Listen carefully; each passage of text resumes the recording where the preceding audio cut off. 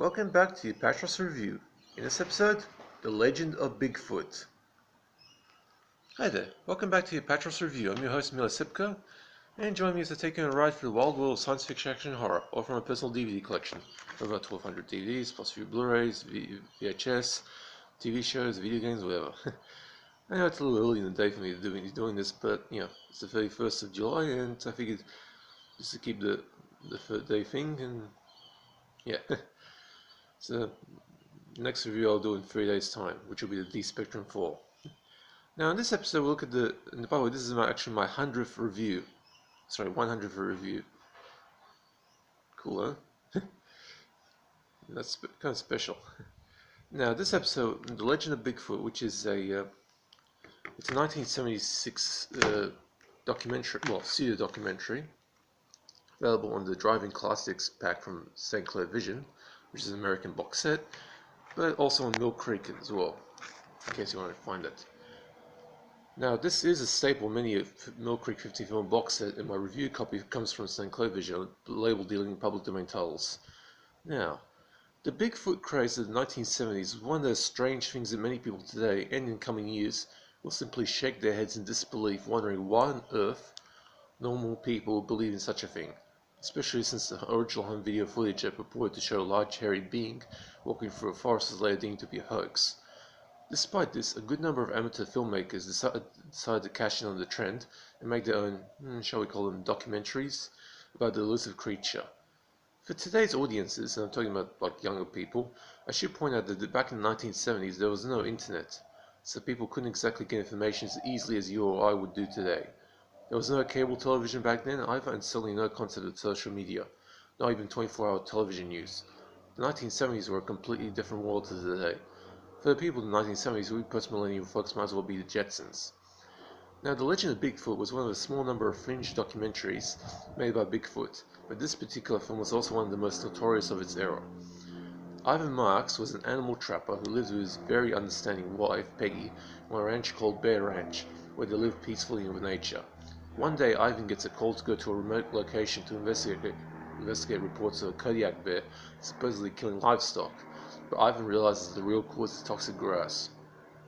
While checking on that, he gets told by a farmer that Bigfoot might have been responsible for the deaths, a theory that Ivan rejects out of hand, but the seed has been planted.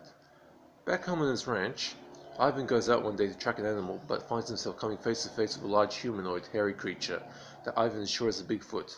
Although to the audience, this is simply a guy in a cheap bargain basement costume shop's cheap-ass gorilla outfit. You can tell by the creature's disco walk.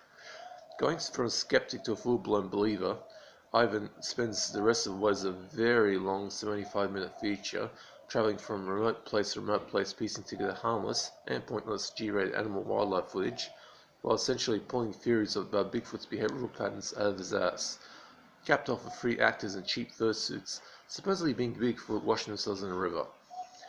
To be honest, The Legend of Bigfoot is absolutely pathetic as a straightforward documentary, not to mention being completely dishonest. The very fact that the film promises footage of Bigfoot, but the money shots when they do appear just actors.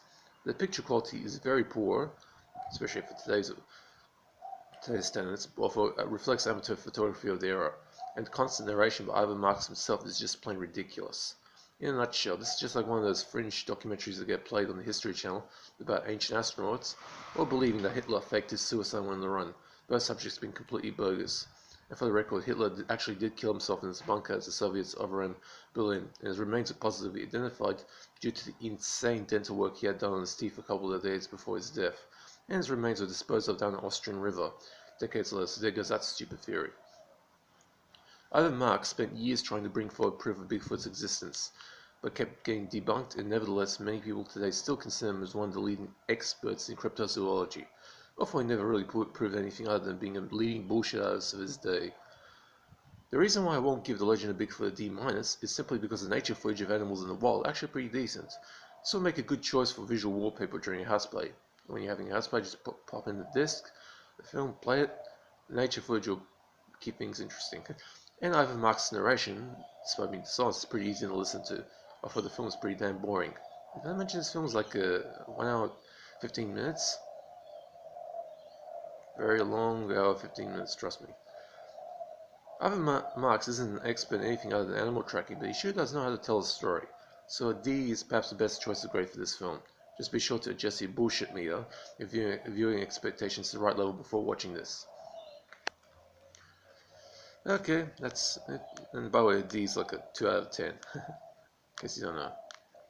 So, I hope you guys are staying safe. Man, the coronavirus is still going pretty badly these days. Of course, just yesterday, I called those two idiots, those two lunatics, lying about coming in contact with coronavirus. I won't name them, but it's very serious stuff. Yeah, this is my 100th episode, 100th regular review. Hope you guys keep watching. The next one I'll do in 3 days' time will be the D Spectrum 4, and I'm going to actually split that into 3 parts because it's a lot more films than I expected. Okay, I hope you guys are staying safe. That's it for this review.